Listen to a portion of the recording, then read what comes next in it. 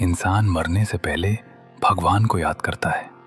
कभी मैंने भी किया था, लेकिन उसने कोई जवाब नहीं दिया। तब मुझे समझ आया, भगवान होता नहीं बल्कि बनाया जाता है ताकि पापी चैन से जी सकें और अच्छे लोग बस उम्मीद में मर जाएं। मगर अब और नहीं, क्योंकि अब हर पापी का हिसाब होगा और मैं करूंगा उनका हिसाब। एक छोटे से कमरे में हल्की पीली रोशनी मौजूद थी। फर्श पर प्लास्टिक की शीट बिछी थी। उसके बीचों बीच एक भारी शरीर वाला आदमी घुटनों के बल बैठा था, बिना किसी कपड़ों के अपने हाथ जोड़े। उसके ठीक सामने लेदर जैकेट और चेहरे पर मास्क पहने एक और आदमी खड़ा था, जो एक तेज धार चाकू अपनी उंगलियों पर घुमा रहा था। उसकी आंखें स्थिर थीं, उनमें कोई इमोशन नहीं था और उसकी सांसें बेहद नियंत्रित थीं। भारी शरीर वाले आदमी की आवाज लड़खड़ा रही थी। मैंने क्या किया है? लेदर जैकेट वाला हल्का सा मुस्कुराया। यही तो अजीब बात है, पाप करते वक्त किसी को कुछ याद नहीं रहता। वो धीरे धीरे उसके करीब आया, जिस वजह से प्लास्टिक की शीट उसके कदमों के नीचे चरमराई। लेकिन जैसे ही हिसाब देने का वक्त आता है, हर कोई मासूम बनने का नाटक करने लग जाता है। फर्श पर मौजूद वो आदमी रोने लगा।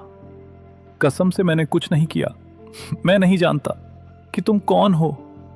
लेदर जैकेट वाला कुछ सेकंड तक उसे एकटक देखता रहा, फिर हल्के से सिर झुकाकर बोला, मैं कौन हूं? मैं तुम्हारे हर सवाल का जवाब हूं। भारी शरीर वाला गुस्से से चिल्लाया, तुम पागल हो, देखना पुलिस तुम्हें ढूंढ लेगी। इस बार लेदर जैकेट वाला हंसा नहीं, बस धीरे से बोला, पुलिस वो तो कानून देखती है और मैं सच देखता हूं। कुछ पल के लिए दोनों के बीच सिर्फ भारी सांसों की आवाज गूंजती रही। फिर लेदर जैकेट वाला सीधा खड़ा हुआ। क्या तुम जानते हो पाप और पुण्य की कहानियां क्यों सुनाई जाती हैं? वो फर्श वाला आदमी घबराहट के मारे चुप हो गया। उसकी आंखों में डर साफ दिखाई दे रहा था, ताकि पापी आराम से जी सकें। और अगले ही पल चाकू उस लेदर जैकेट वाले की उंगलियों में रुक गई। भगवान बस एक प्रोपोगेंडा है, जो कोई न्याय नहीं करता, बस झूठी उम्मीद देता है। वो फर्श वाला आदमी अब डर के मारे पागल होने लगा था। भगवान के लिए मुझे जाने दो, मैंने कुछ नहीं किया। लेदर जैकेट वाला धीरे धीरे उसके कान के पास झुका। अगर भगवान होता तो आज यहां मैं नहीं होता। कुछ देर चुप रहने के बाद लेदर जैकेट वाला चाकू उस आदमी की गर्दन के पास ले जाकर बोला, पापियों को सजा नहीं, मुक्ति मिलती है। और अगले ही पल तेज धार चाकू हल्की रोशनी में चमक उठी और प्लास्टिक की शीट पर खून की एक लंबी सीधी रेखा खिंच गई। कुछ दिन बाद सुबह का वक्त था। कालीघाट पुलिस स्टेशन के बाहर खड़े होकर मैंने एक गहरी सांस ली। चाय की केतली से उठती भाप हवा में घुल रही थी और मेरे अंदर का जोश उससे भी ज्यादा उबल रहा था। मैंने दरवाजा धीरे से खोला और अंदर कदम रखा। वैसे आप सब सोच रहे होंगे कि मैं कौन हूं। जल्दी सब पता चल जाएगा। मेरे सामने जो दुनिया थी, उसे देखकर पहली नजर में ही मुझे समझ आ गया कि ये दुनिया वैसी नहीं है जिसके बारे में किताबों में पढ़ा था और फिल्मों में देखा था। सब कुछ अलग था यहाँ। बिखरी हुई फाइलें, कुर्सियों पर झुके हुए ऑफिसर, कुछ की आंखों में अधूरी नींद, कुछ में बोरियत और कुछ ऐसे जो शायद बस रिटायरमेंट का इंतजार कर रहे थे। मैंने मन ही मन कहा, यही है वो जगह जहां से मेरी नई जर्नी शुरू होगी। मैंने एक कदम आगे बढ़ाया, फिर सीधा खड़े होकर बोला, नमस्ते सर, मैं यश जैन हूं, आज से ज्वाइन कर रहा हूं। आगे थोड़ा गाइडेंस चाहिए होगा आप सबका। मेरी आवाज साफ थी और कॉन्फिडेंट भी, लेकिन जवाब में मुझे बस खामोशी मिली। कुछ नजरें मेरी तरफ उठीं और किसी कोने से धीमी फुसफुसाहट भरी आवाज आई। मैंने उस ओर नजर घुमाई। 2 कांस्टेबल बैठे थे, एक कुर्सी पर लगभग फैल कर बैठा हुआ, दूसरा आधा झुका हुआ, जैसे हर बात में मसाला ढूंढने की आदत हो उसे। पहला कांस्टेबल था मंटू दास। उसने गर्दन तिरछी करके मुझे देखा, फिर अपने साथी की तरफ झुककर बोला, थाने में नया माल आया है, जोश देख रहे हो? देखना 2 हफ्ते में सब हवा निकल जाएगी। दूसरा कांस्टेबल हल्का सा हंसा। 2 हफ्ते? तू ज्यादा बोल रहा है, बस 1 हफ्ता रुक जा। दोनों की हंसी बहुत धीमी थी, लेकिन उतनी ही चुभने वाली। मैंने अनसुना करने की कोशिश की, लेकिन इस बार वो बात मेरे अंदर तक बैठ गई। ये वो स्वागत नहीं था जिसकी मैंने उम्मीद की थी। तभी उसी दिशा से एक और आवाज आई, शांत लेकिन कुछ ज्यादा भारी। जोश नहीं, भ्रम है जो जल्दी टूट जाएगा। मैंने नजर उठाई। सामने एक ऑफिसर खड़ा था। दाढ़ी हल्की बड़ी हुई, आंखें ठंडी और चेहरे पर कोई खास भाव नहीं था। इंस्पेक्टर शेखर दासगुप्ता। वो मेरी तरफ देख भी नहीं रहा था, जैसे मैं उसके लिए मायने ही न रखता हूं। वो बस सिगरेट का कश लेकर खामोश हो गए। और अजीब बात यह थी कि इस बार किसी ने हंसी भी नहीं उड़ाई। मंटू दास भी चुप हो गया, जैसे शेखर दासगुप्ता की बात मजाक नहीं, सच हो। मुझे नहीं पता क्यों, लेकिन उस एक लाइन ने मेरे अंदर कुछ हिला दिया था। पहली बार मेरे कॉन्फिडेंस में हल्की सी दरार पड़ी। तभी अचानक तेज कदमों की आवाज गूंजी। मैंने मुड़कर देखा, एसीपी महेश बनर्जी। उनके आते ही कमरे का सारा शोर जैसे अपने आप दब गया। वो मेरे सामने आकर रुके। तुम ही हो यश जैन? जी सर। मैं तुरंत सावधान हो गया। उन्होंने हल्की मुस्कुराहट के साथ कहा, आजकल ऐसे जोश वाले कम मिलते हैं। क्राइम ब्रांच में स्वागत है तुम्हारा। उस एक लाइन ने मेरे अंदर फिर से थोड़ी जान डाल दी। पीछे से हल्की फुसफुसाहट आई। मंटू फिर से अपने साथी से बोला था ना, सीधे बड़े साहब के नीचे जाएगा ये। दूसरा धीरे से बोला, अब शेखर सर का दिन खराब। शेखर! एसीपी की रौबदार आवाज गूंजी। मैंने देखा वही आदमी धीरे से उठा, सिगरेट बुझाई और आगे आया। एसीपी ने कहा, आज से यश तुम्हारे अंडर रहेगा, तुम इसे ट्रेन करोगे। 1 सेकंड के लिए पूरी चौकी में अजीब सी खामोशी छा गई। पीछे से मंटू दास की बहुत धीमी हंसी आई। गए मेरे 100 रुपए।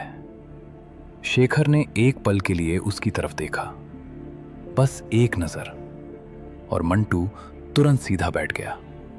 उस एक नजर में अथॉरिटी थी, बिना किसी शोर के।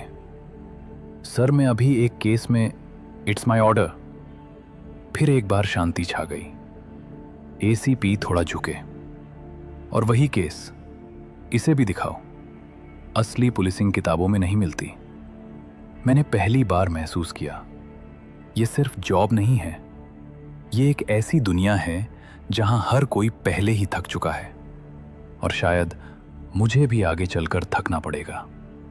शेखर ने दांत भींच कर कहा, समझ गया सर। जोर से, समझ गया सर।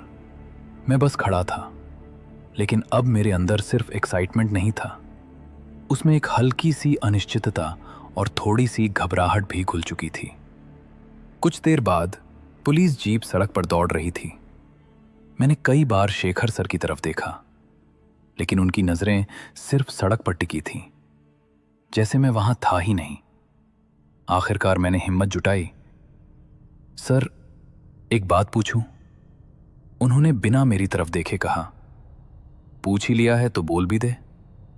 मैं एक पल के लिए झिझका, फिर बोल ही दिया। क्या आप मुझे पसंद नहीं करते? उनके होठों पर हल्की सी मुस्कान आई। बस मुझे झंझट पसंद नहीं। मैंने सीधा पूछा, तो क्या मैं झंझट हूं? इस बार उन्होंने हल्का सा सिर झुकाया। नौसिखिया, सबसे बड़ा झंझट होता है। किताबों में केस पढ़ना और असलियत में उन्हें सुलझाना, जमीन आसमान का फर्क है। मैं चुप हो गया। कुछ सेकंड बस इंजन की आवाज आती रही। फिर मैंने धीरे से कहा, मैं आपको डिसअपॉइंट नहीं करूंगा सर। उन्होंने सीधा जवाब दिया। हर नया लड़का यही कहता है। कुछ देर बाद जीप एक कॉलोनी के बाहर रुकी, निर्वाण कॉलोनी। मैंने बाहर कदम रखा ही था कि एक लोकल कांस्टेबल दौड़ता हुआ आया। सर, आप आ गए, आपका ही इंतजार था। उसने आदतन सिगरेट आगे बढ़ाई। शेखर सर ने सहजता से ले ली। मैं थोड़ा लेट हो गया, जरूरी काम में फंसा था। मैंने उन्हें देखा और मेरे दिमाग में तुरंत एक तस्वीर उभरी। कुछ देर पहले वो थाने में ही बैठे थे। छोटा सा झूठ, वो भी इतनी आसानी से। शायद ये भी इस सिस्टम का हिस्सा है। उन्होंने सीधे कहा, चलो लाज दिखाओ।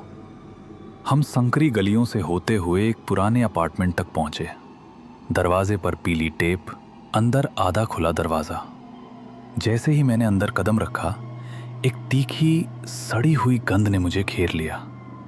मेरा गला सूख गया। मेरे दिल की धड़कन अचानक तेज हो गई। कमरे में खून फैला हुआ था, पुराना, जमा हुआ और सड़ता हुआ खून। बीच में एक लाश थी। शरीर अजीब तरीके से मुड़ा हुआ था, हाथ जैसे आखिरी पल में कुछ पकड़ने की कोशिश में रुक गए हों। आंखें खुली थीं। मैं उस लाश को देख जैसे सांस लेना भी भूल गया। तभी पीछे से आवाज आई, पहला दिन है इसलिए बता रहा हूं, be careful, it's a crime scene.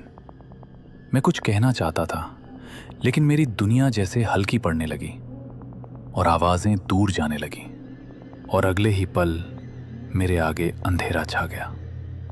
जब मुझे होश आया, मैं दीवार से टिक कर खड़ा था। गले में जलन, नाक में वही सड़ी गंध और पेट में जैसे मरोड़े उठ रहे हों। मैं झुका और उल्टी कर दी। पीछे से शेखर सर की आवाज आई, हर नया लड़का पहली लाश देखकर यही करता है। उन्होंने सिगरेट जलाई। अजीब है, पर आदत पड़ जाती है। मैंने आंखें बंद कर ली। मेरे अंदर कुछ टूट रहा था।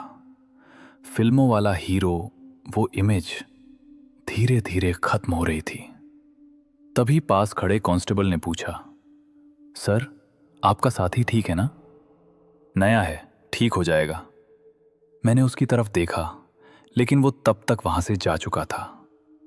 ओ यश, हो गया? मैंने खुद को संभाला। जी सर। तो अब काम कर ले, सीन देखने आया है, कोई तमाशा नहीं। सॉरी सर, दोबारा ऐसा नहीं होगा। उन्होंने एक पल मुझे देखा, फिर लाश की तरफ इशारा किया। अगर तुझे अभी भी पुलिस बनना है तो इसे ध्यान से देख। मैंने गहरी सांस ली और आगे बढ़ा। कमरे के बीच में एक भारी शरीर फर्श पर मौजूद था। बिना कपड़ों के घुटनों के बल झुका हुआ था, हाथ जुड़े हुए, जैसे रहम की भीख मांग रहा हो। गले पर एक साफ गहरा कट। मेरी आवाज धीमी पड़ गई। ये किसने किया होगा? पता होता तो हम यहां होते क्या? फिर उन्होंने मुझे देखा। अब तू बता। मैंने झुककर अपना हाथ आगे बढ़ाया ही था कि हाथ पीछे रखो कि तेज आवाज गूंज उठी। मैं तुरंत मुड़ा। दरवाजे पर एक लड़का खड़ा था, भूरी जैकेट, लंबे बाल, चेहरा शांत, लेकिन आंखें बहुत बहुत तेज। मैंने सख्ती से कहा, पुलिस इन्वेस्टिगेशन चल रही है, बाहर। मेरी बात अभी पूरी भी नहीं हुई थी कि अचानक मेरा बैलेंस बिगड़ा और मैं जोर से फर्श पर गिर पड़ा। मुझे समझ ही नहीं आया मैं गिरा कैसे। पीछे से हंसी की आवाज आई। देखा? मैंने ऊपर देखा। शेखर सर हंस रहे थे और वो उसी लड़के से हाथ मिला रहे थे। आज भी तेरा हाथ भारी है? वो हल्का मुस्कुराया। आपका ट्रेनी ही हल्का है। मैं उठते हुए बोला, सर, ये कौन है? फेमस बंदा है यहां का। वो खुद आगे आया, रुद्र बागची। एक सेकंड रुक कर वो आगे बोले, criminal psychology, final year, police के साथ काम करता हूं। मैंने भौहें सिकोड़ ली। स्टूडेंट? शेखर सर हंसे। लेकिन इसका दिमाग कई ऑफिसर से भी तेज चलता है। मैं उसे देख रहा था और पता नहीं क्यों पहली बार मुझे लगा मैं इस कमरे में सबसे कम जानता हूं। और मैं ये भी नहीं जानता था कि रुद्र का असर मुझ पर किस हद तक पड़ने वाला था, क्योंकि ये कहानी मेरी नहीं, रुद्र बागची की है। रुद्र लाश के पास गया, बिना छुए बस लाश को देखा, फिर बोला, इसका गला काटा गया है, लेकिन ये कोई नॉर्मल मर्डर नहीं है। शेखर सर की आवाज बदल गई। मतलब ये आदमी मरने से पहले भी घुटनों के ऊपर था। मैंने पूछा, तो? उसकी आवाज धीमी हुई, तो ये सजा है, कोई मर्डर नहीं। कमरे में खामोशी छा गई। फिर उसकी नजर मुझ पर टिक गई। वो मेरी तरफ बढ़ा। तुम्हारी वर्दी नहीं है, उसकी सीलन की गंध बता रही है। मैं चौंक गया। तैयार होकर आए हो? सस्ता शावर जेल यूज किया है। मेरी सांस अटक गई। कल रात ही इस शहर में आए हो? किसी सस्ते होटल में रुके थे? अभी तक कोई ठिकाना नहीं है। उसकी हर बात सही थी। अब उसने शेखर सर की तरफ देखा। और आप? कल रात शराब पीकर सीधे थाने आए थे, और आप अकेले नहीं थे। शेखर सर हंसे। क्या? शराब, सिगरेट और औरतों के परफ्यूम की मिली जुली गंध, ये कॉम्बिनेशन सुबह सुबह खुद से नहीं बनती। शेखर सर ठहाका मारकर हंसे।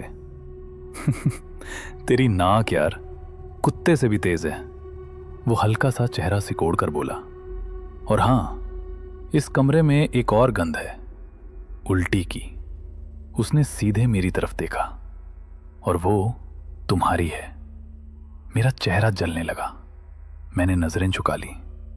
कुछ पल बाद वो लाश के पास झुका, उसे गौर से देखा, फिर इस बार धीरे धीरे एक एक परत खोलते हुए बोला। विक्टिम को पहले काबू किया गया, उसके हाथ पैर बांधे गए, इसका मुंह भी बंद किया गया था, इसलिए होंठ खुले हैं। जब पूरी तरह काबू में आया तब गला काटा गया। कमरे की हवा जैसे और भारी हो गई। मेरी रीढ़ में सिहरन दौड़ गई। सीधे कैरोटिड आर्टरी, खून बहने दिया गया। मेरा गला सूख गया।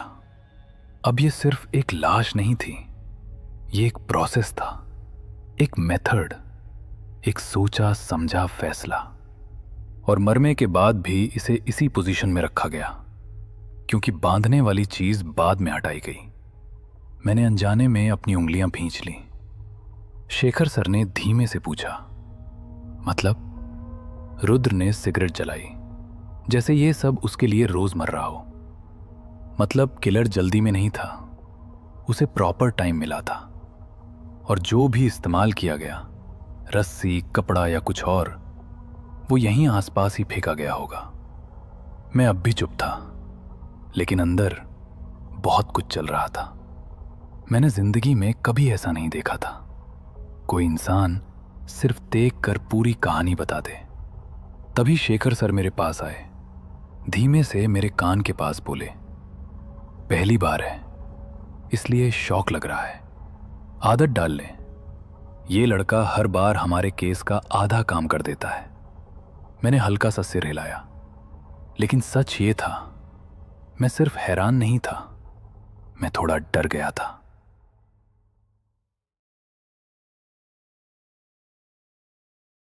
रुद्र ने सिगरेट का एक लंबा कश लिया।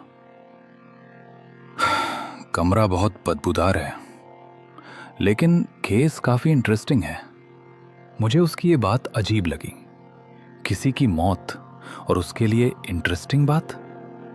शेखर सर ने सीधा पूछा, क्या समझ आया? कुछ सेकंड रुद्र चुप रहा, फिर बोला, आपने मुझे इतनी जल्दी में क्यों बुलाया? अब समझ आया।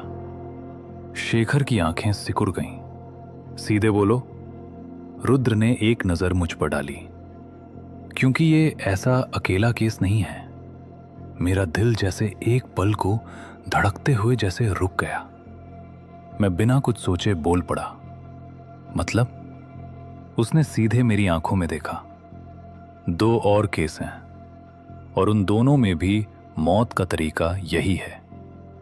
कमरे की हवा अचानक ठंडी लगने लगी। पहला दिन, पहला केस और सीधा सीरियल किलर का कनेक्शन। रुद्र ने हल्का सा सिर घुमाकर शेखर की तरफ देखा। लगता है आपके नए ऑफिसर को कुछ बताया नहीं गया। शेखर थोड़ा असहज हुआ। टाइम ही नहीं मिला, मैं खुद को रोक नहीं पाया। सर, ये तीनों केस क्या इंटरकनेक्टेड हैं? शेखर ने नजरें फेर ली। रुद्र ने बात संभाली। सिंपल है, इस केस से पहले 2 और हो चुके हैं।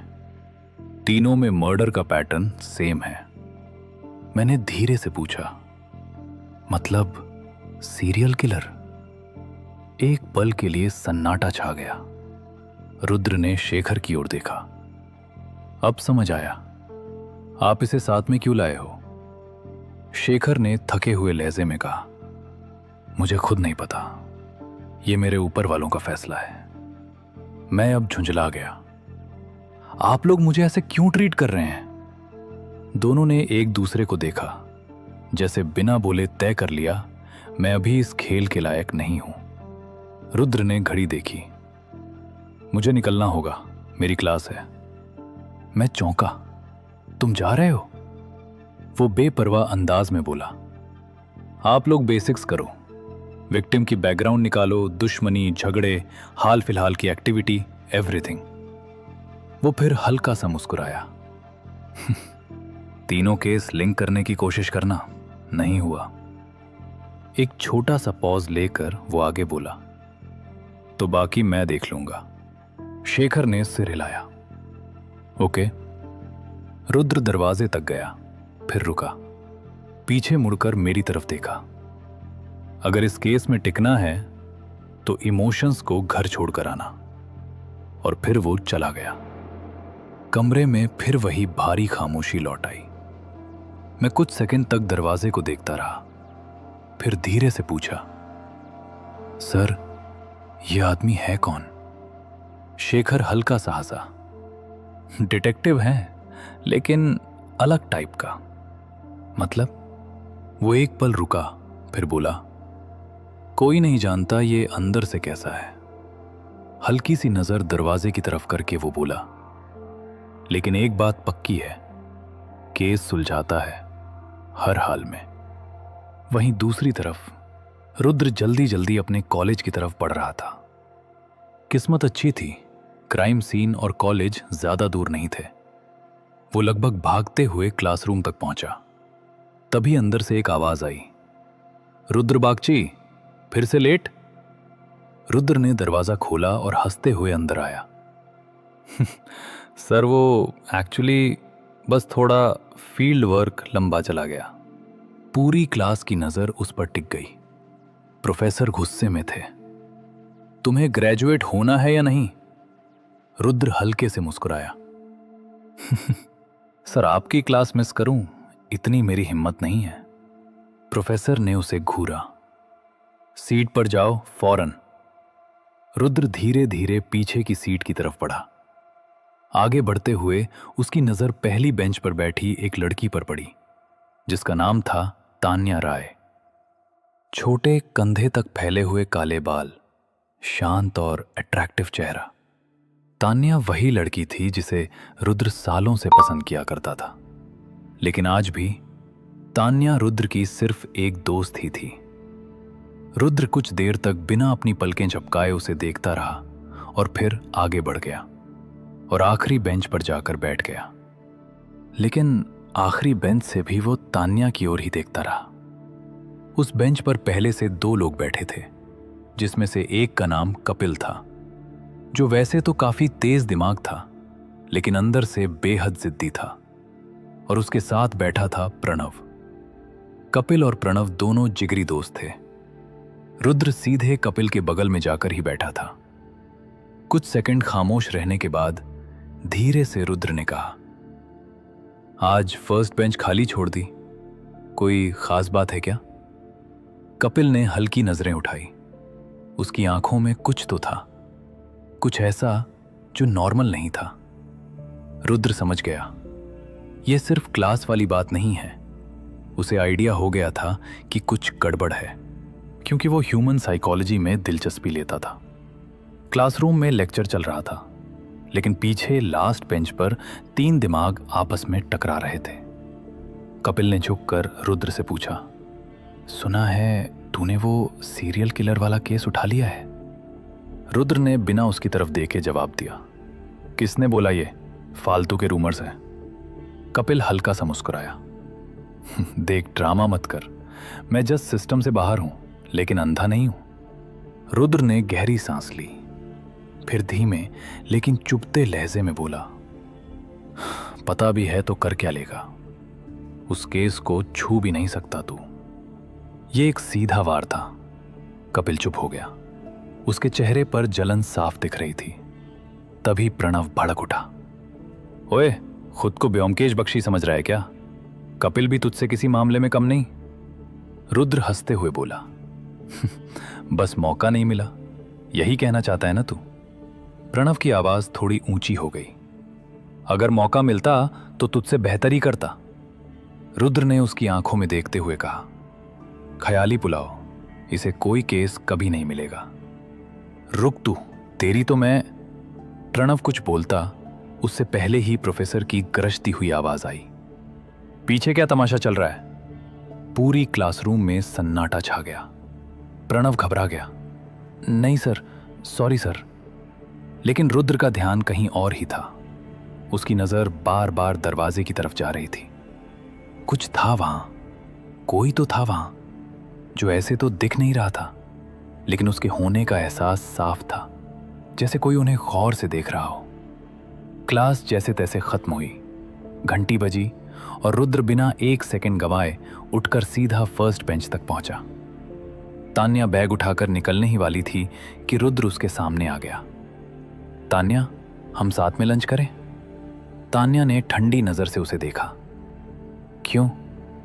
रुद्र हल्का सा मुस्कुराया, भूख लगी है यार, तू ट्रीट देना। तान्या ने हल्की सी सांस छोड़ी। तुम्हें शर्म वरम नहीं आती क्या ऐसे डायरेक्ट पूछने में? रुद्र ने कंधे उचकाकर जवाब दिया, इतनी क्या फॉर्मेलिटी यार, ठीक है, तू नहीं खिलाएगी, मैं तुझे ट्रीट देता हूं। तान्या ने सीधा सा जवाब दिया, ऑलरेडी प्लान्स हैं मेरे। रुद्र का चेहरा सख्त हो गया। वैसे प्लान किसके साथ हैं? 1 सेकंड चुप रहने के बाद तान्या ने बिना हिचकिचाए कहा, कपिल के साथ। जैसे रुद्र के अंदर किसी ने कुछ तोड़ दिया हो। रुद्र ने कपिल की तरफ देखा। वो बिल्कुल चुप खड़ा था, कुछ कह नहीं रहा था, लेकिन सब समझ रहा था। रुद्र ने भी कुछ नहीं कहा, बस रास्ते से हट गया और तान्या कपिल के साथ क्लासरूम से बाहर चली गई और रुद्र वहीं खड़ा रह गया, खामोश और अकेला। उसके आसपास स्टूडेंट्स की भीड़ थी, कई सारी बाकी की आवाजें थीं, लेकिन उसके लिए उस पल जैसे सब साइलेंट हो गया।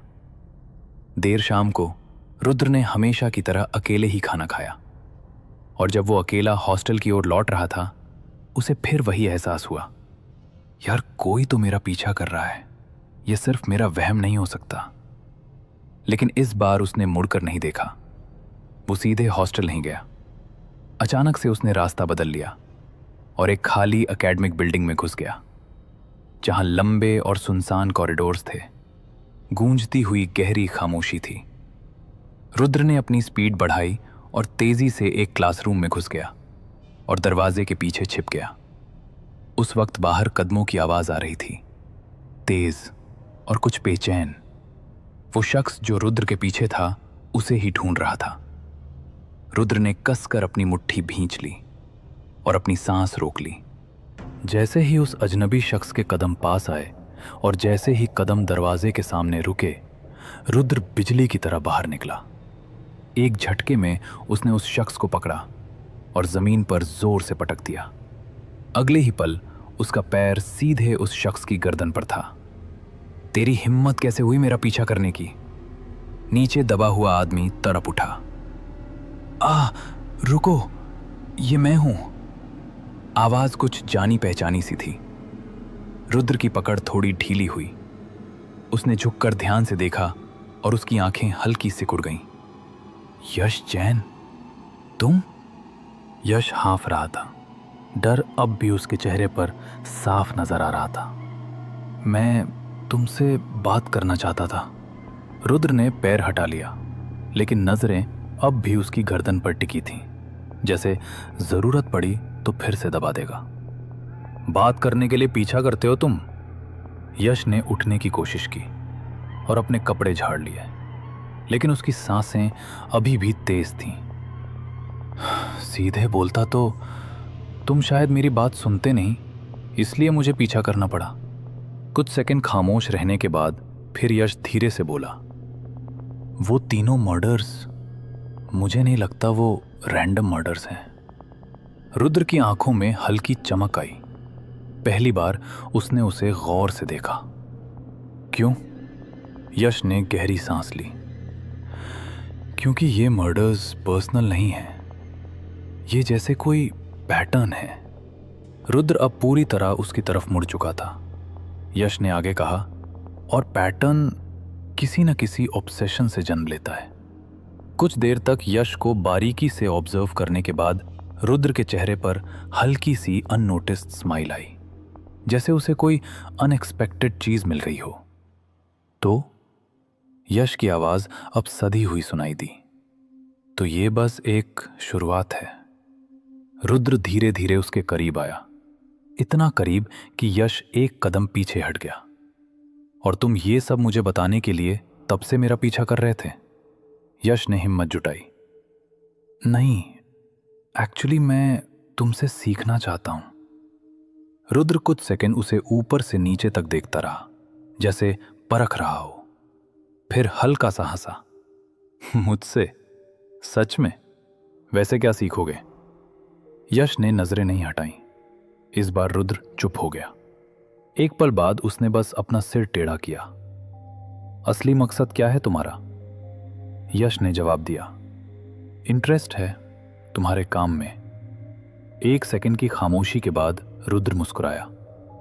सॉरी, मुझे लड़कों में कोई इंटरेस्ट नहीं है। यश झेंप गया। अरे नहीं, मेरा वो मतलब नहीं था। रुद्र मुड़ा, फिर बिना पीछे देखे बोला, सीखना है तो पीछा मत करो, सामने आकर सवाल करो। वो आगे बढ़ गया। यश वहीं खड़ा रहा, लेकिन इस बार उसकी आंखों में डर कम और क्यूरियोसिटी ज्यादा थी। अचानक वो दौड़कर सामने आ गया। रुद्र की आंखें सख्त हो गईं। हट जाओ, वरना सीधा हॉस्पिटल भेज दूंगा। यश नहीं हटा। मैं सीरियसली सीखना चाहता हूं। जो तुमने आज किया वो कमाल का था। तुम्हारे अंदर एक स्पेशल स्किल है।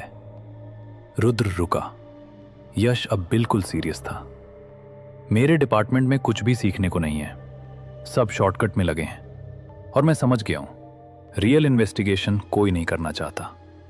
रुद्र की आंखों में हल्की चमक आई। समझ रहे हो क्या बोल रहे हो तुम? हाँ, अगर मेरे सीनियर्स ने सुन लिया तो जॉब जा सकती है, लेकिन फर्क नहीं पड़ता। यह बात सीधा असर कर गई। रुद्र कुछ पल उसे देखता रहा, फिर बोला, मैं कोई गुरु नहीं हूं और शिष्य बनाने का मेरा इरादा भी नहीं। यश की उम्मीद टूट गई। ठीक है, सॉरी। वो मुड़ने लगा, तभी पीछे से आवाज आई, लेकिन एक डील हो सकती है। यश रुक गया। कैसी डील? रुद्र ने सिगरेट जलाई, एक लंबा कश लिया। तुम सीखना चाहते हो, मैं सिखा सकता हूं, लेकिन फ्री में नहीं। तो? रुद्र उसके पास आया और धीमे से बोला, मुझे अंदर की इंफॉर्मेशन चाहिए, केस फाइल्स, डिटेल्स, सब कुछ। यश चौंका। वो तो पुलिस का काम है। रुद्र मुस्कुराया, और मैं पुलिस वाला नहीं हूं। यही सबसे बड़ी प्रॉब्लम है। तुम्हारा डिपार्टमेंट स्लो है, करप्ट ना सही, लेकिन केयरलेस जरूर है। उन्हें शॉर्टकट चाहिए, इसलिए मुझे बुलाते हैं, लेकिन पूरी जानकारी नहीं देते। उसकी आवाज कड़वी हो गई। क्रेडिट खुद लेना चाहते हैं, और यही मेरी दिक्कत है। यश ने धीरे से कहा, तो तुम्हें कोई अंदर का आदमी चाहिए? रुद्र ने सिर हिलाया। एग्जैक्टली। और वो मैं हूं।